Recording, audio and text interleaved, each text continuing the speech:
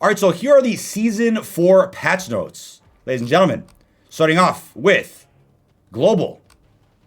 Run this town, welcome to Vandal. Information here about Season 4 DLC. We talked about that in plenty of previous videos. But stability.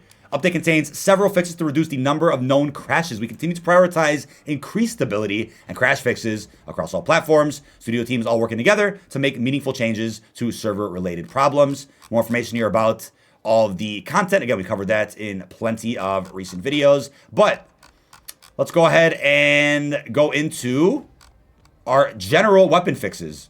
For shotguns, pellets now use damage priority. Got another change right there. For melee, fist lunge range decreased. Gun butt lunge range decreased. And gun butt damage decreased, Warzone only as well. Weapon balancing, lots of changes here. Starting off with our battle rifles, Croden Squall. For fully auto, bullets to kill increased by 2. Max damage increased, minimum damage added, Warzone only. Semi-auto for the Cronen Squall. Obviously, the Cronen was a bit of a meta for quite some time. Bullets to kill increased by 1, max damage decreased, and then minimum damage increased. Warzone only. Shotgun, some changes there with the Bryson 800. Also a frustrating weapon to go up against. Changes with the Expedite 12, the KV Broadside. A lot of decreases, a lot of nerfs here, but they tweaked the Bryson 890 a little bit when it comes to the head and neck multiplier. Interesting. Lockwood 300. Minimum damage decreased. Warzone only. Bunch of other increases there. And then SMGs with the Fennec. The one and only Season 1 meta. Bullets to kill decreased by 1. Warzone only. Wow. Attachments. F-Tac Siege Akimbo New. Unlock their in-game challenge. 25 hipfire operator kills with the F-Tac Siege. So for those out there that were scared to see dual-wheel Tech 9s in the recent trailer, they are coming in Season 4. They added a new KSTV 17 barrel to the cast of. Replaces the 545 Tracer at level 9. Players who have progressed beyond this level will have it retroactively granted to their account following the launch. KV Broadside, the Dragon's Breath, close range damage increased slightly. Oh, God. Bug fixes, though. Fix an issue with the SC Aggressor, the 12 gauge Dragon's Breath. An issue causing death effects to intermittently occur on incorrect bodies, and some other issues there in regards to specific weapons and even attachments. So, good information there. Assault on Vandal event, we covered that in a previous video. Have an article about that over on Detonated as well. Movement, here for the gameplay. Parachuting, weapon quick raise is now always used when cutting your parachute or landing for improved responsiveness on landing. That's actually huge. That's actually huge.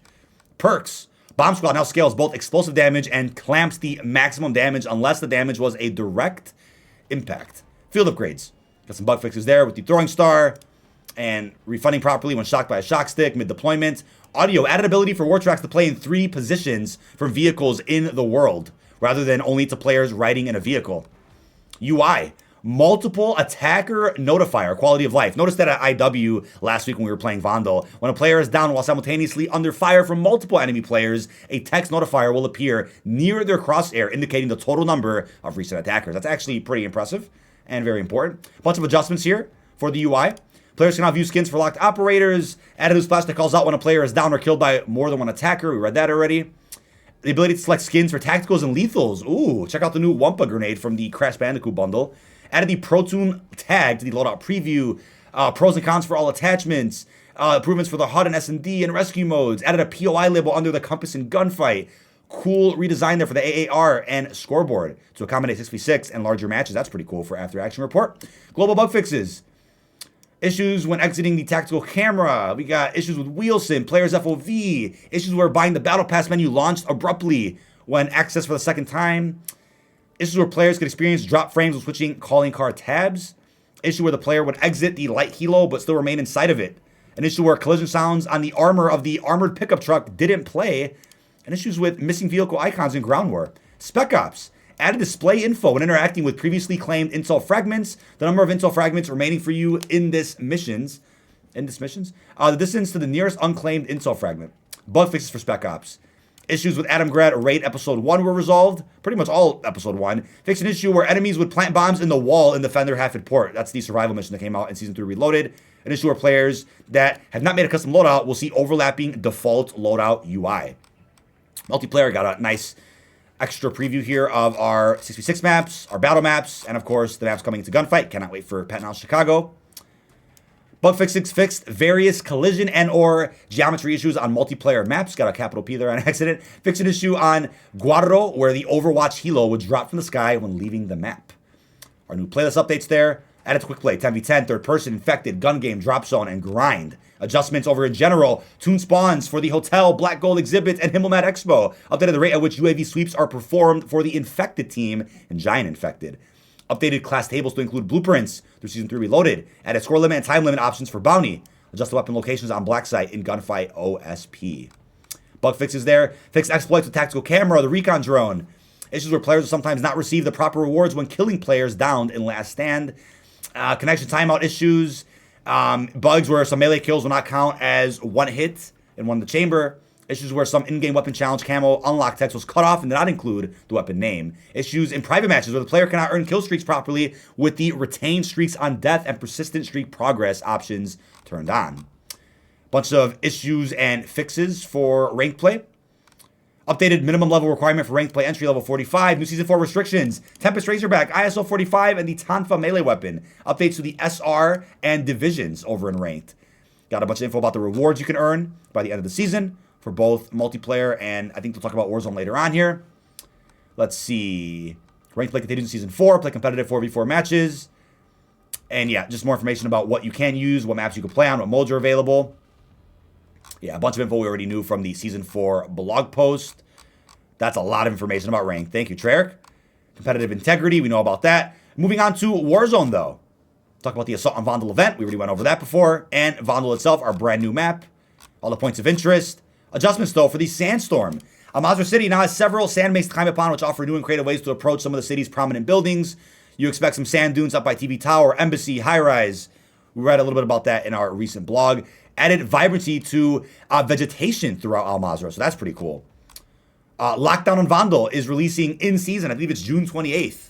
It's like Hardpoint, but in Warzone. And then gameplay adjustments for all modes. For player health, the base health has been increased to 150, up from 100. With full armor plates, the combined total will equal 300. Region delay increased to 7 seconds, up from 5. And note, the above changes apply across all modes in Warzone, including ranked play and DMZ. That's very important. Armor plates, quality of life. Players will automatically pick up 9 armor plates, 3 in the active loadout slot, and 2 full stacks in the backpack. Players will have to manually pick up armor plates beyond that threshold to create more stacks in their pack. Armor box. Players will now receive a fixed number of 6 armor plates from the armor box, regardless of how many they already have. Munitions box. Players will now receive a fixed stack of weapon ammo from munition boxes, regardless of how much they already have. To clarify, lethals and tacticals will still only refill to the max the player can hold in their active loadout slots. Both of the above quality life improvements for the armor box and munitions box are designed to improve the gameplay loop. Vehicle fuel. Gas cans will now drain a percentage of the total gas while refueling a vehicle. You can now siphon gas out of a vehicle using a gas can. What? That's a big new feature. I think they allow you to do that in Fortnite. Fajrati, confirmation? Can you siphon gas in Fortnite? You can't do that. Okay. Rather than catching fire when out of fuel, I had to ask you. The heavy chopper will now drop out of the air. I'm like, what game is that from? That's pretty cool. That's really realistic. Love that realism. Moving on to our playlist here. Week of June 14th, we got Ranked Play Beta, Battle Royale Trios, Battle Royale Solos and Quads, Al-Mazrah obviously, Vandal Resurgence, Solos, Duos, Trios, and Quads. No Ashika whatsoever, but Plunder Quads will be available on Al-Mazrah. Week of June 21st, Ranked Play Beta, again, Trios, BR, Solos, Quads, Vandal Resurgence, Solos, Duos, Trios, Quads. Ashika will have Quad Resurgence support next week. Plunder Quads also available on Al-Mazrah. As a reminder, we'll continue to rotate modes in and out of the playlist on a weekly basis. And for those wondering, Ashika Island will return. Yeah, people are going to be a little upset about that. But hey, we have a new Resurgence map dropping with Season 4, so that totally makes sense. For regular updates about the playlist and the other scheduled events, check out dedicated Warzone Trello board. The rejoin feature, oh my god, and it's in beta. Players that experience a client crash on their device will be able to reconnect to their match within 4 minutes. Criteria though, players must have at least 1 squad member remaining alive. This does not apply to solo playlist. Ooh. There must be at least 5 squads remaining in the match as well. Note, playlist updates that go live during a match in progress will prevent players from using the rejoin feature. That is massive. Thank God, DMZ players desperately need this. Known issues though. Last remaining teammates disconnecting may result in an undesirable spectator experience while the final teammate attempts to reconnect. Rejoining while still in the driver's seat of a vehicle will remove the player's hands, can be resolved by switching weapons. The functionality of a rejoin in ranked play is detailed in the ranked play section below. So at least they pointed out what issues are already present with this beta feature, but they'll be on top of that and we'll probably fix it by Reloaded. Adjustments, Gulag Kill Cam. Cam has been enabled in the Gulag. Pre-match lobby audio. Proximity voice chat has been disabled in pre-match. Exfil sequence. Players are unable to skip the exfil sequence animation. New features. Please note that the Vandal features outlined below will come to the other maps and modes in later updates. Cool. Obviously, I have the new tactical amphibious vehicle that could drive on water and land. Dynamic fog. That'll be, of course, in both Battle Royale and DMZ. It'll be a lot thicker in DMZ, though. High stakes new public event. Players can capture any of the several crates that drop from the sky. And capturing one of these will provide players with some very useful loot, such as portable buy stations, armor, and or munitions boxes, along with some cash. Reinforcement flare, allowing you to spawn your teammates back in. You have to be outside and it'll pop in the air. People can see that, though. So it's a bit risky. Favorite supply box, just like Warzone 1. It'll give you your favorited loadout, along with some armor plates and I believe some ammo. So make sure you set your favorite weapon to favorite. Adjustments. Loot update. Loot found on the ground and via supply boxes has been updated to include new Season 4 weapons and revised attachments for most weapons. Buy station price increased 2,500, up from 2,000. Thank you, Young, for that sub. Buy station price increased from 2,500, or increased to 2,500, up from 2,000 for munitions box. Backpack inventory. While attempting to loot an item that a player already has in an active loadout slot, they will be presented with the option to stow the duplicates in their backpack. Marker smoke effects. Quality of life. Loadout drops will be red. Deployable buy stations green. Smoke grenades will be gray. Differentiated the color of the smoke produced by various markers for easier at a glance legibility. Resupply perk. Time to recharge has been increased to 50 seconds, up from 30. Redeploy drone destruction damage. The explosion damage caused by redeployed drone when it impacts the ground has been adjusted. Minimum damage increased up to 50 from one. It was actually at 10 before. Max damage increased to 150, up from 50. Bounty contract updates, most wanted contract, Dead Eyes public event, gas circle final behavior. Lots of important changes there for those that play a lot of Warzone. Time to capture the overtime flag has been increased to 4 seconds, up from 3. Vehicle fuel. The heavy chopper no longer catches fire when it runs out of fuel. Instead, it will now drop out of the air, surviving if close enough to the ground. That's kind of cool. Gas cans can now spawn with a fill percentage of 100%. And we talked about the gas earlier as well. Gas damage reduced to 6 while not wearing a gas mask, down from 9. During the first 4 circles, reduced gas damage while wearing a gas mask to 5, down from 6. Mazra BR armor plate updates. The number of plates that players spawn in with in the Gulag has been decreased to 1, down from 2. The time it takes to capture the domination point in the Gulag has been increased to 4 seconds, up from 3. Massive changes to strongholds here, as rumored and leaked out yesterday by the press. For strongholds, inactive strongholds have been renamed to abandoned supply caches. Active strongholds and abandoned supply caches are now enabled from the moment the match starts during infill. Active strongholds and abandoned supply caches now have floating POI indicators that can be seen from above in the world space during during infill. White supply boxes have been removed from active strongholds. We're putting the focus of strongholds on the loadout acquisition and UAV benefits from owning the structure. Abandoned supply caches are intended to be fruitful loot locations worthy of a visit.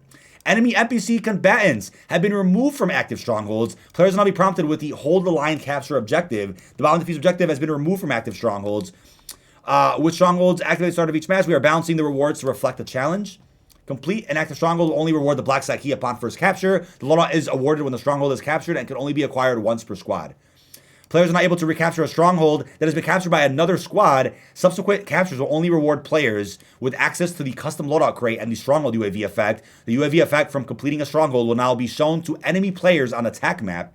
The mission tracker widget on the UI while progressing through stronghold and black site completion has been removed for a cleaner interface. Updates to black sites. UAV effect from completing a site will now be shown to enemy players on the attack map. The potency of enemy NPC combatants in black sites has been reduced. All maps. Dynamic resurgence. Huge change. The dynamic countdown timer is now dynamic and will adapt based on the current number of players in your squad. To clarify, a solo player that queues into quads will play with a solo countdown timer. Vengeance Icon, talked about that in the recent blog post. Track squad indicator, things that are in Warzone 1. Redeployment loadouts. Players will now encounter more variety in the loadouts that they deploy with as we added submachine guns to the pool of weapons for the 3rd circle onwards. Pretty cool. Interrogation. This allows the players to interrogate a down enemy to reveal their squad's location. That's been enabled in Resurgence. That's pretty cool. Al-Mazr Plunder. Active strongholds have been disabled in this mode. Abandoned supply caches will now be enabled from the moment the match starts during infill. Big UI, UX changes, perk package names, buy station pings, scoreboard in Gulag. That's awesome. And then for ranked play, text chat, quality of life. Players are unable to disable global text chat while leaving text team chat enabled. Big changes to Warzone ranked play. Global battle royale changes there with restricted items, SR rating, SR and divisions. Season 4 rewards. A lot of rewards there, as we talked about in a previous video. Lots of things you can unlock by hitting certain milestones over in competitive Warzone. A bunch of match rule set changes. Gameplay adjustments, more rank lane restrictions when it comes to gameplay, weapons, attachments, kill streaks, items, events, vehicles, social features. Bit of a mouthful here. More of a breakdown with earning SR. We already knew that. Huge breakdown. Oh my God. Thank you, Treyarch, for all that clarification for those that needed all that extra info or for those that are new to ranked play over in Warzone. And a season division rewards, competitive integrity. Wow. Additional features. More bug fixes into ranked for Warzone. Issues with spectators, applying all plates, eliminations being broken, player buyback costs, XP progression, deployable buy stations, gulag, gas damage, perk packages, plunder scoreboards. Wow. Incorrect buy station spawn location. So this is not even just for rank. This is just for Warzone in general. Issue with Bird's Eye not functioning properly. That's a big one. Missing UI elements in Champions Quest objectives. Yeah, that was a bug I saw. Heartbeat sensor batteries. DMZ now. Wow, we have a lot still to get through here. All the new features we talked about in a previous video. Lots about the reset, the overhauls, the expansions. Bug fixes, though, for DMZ. Fix an issue where enemy combatants were not using gas masks. Issues preventing several blueprints from working properly in DMZ. An issue where when a player defusing the charge at a supply site is downed, the charge is no longer incorrectly defused. Fix an issue where pleading for help while on the train could cause the camera to act incorrectly. Fix an issue where some laser traps were not visible in the Koshai complex. An issue where players were unable to join in progress when part of the squad transitions to the Koshai complex from Al Mazrah. And an issue where stored weapons weren't reporting mission progress. So as of right now, those are the patch notes for Season 4. Expect amendments to these patch notes over the next couple of weeks and even more patch notes to come with our mid-Season 4 updates. Stay tuned on the Trello board for more information about all of our game modes here in our 4th season.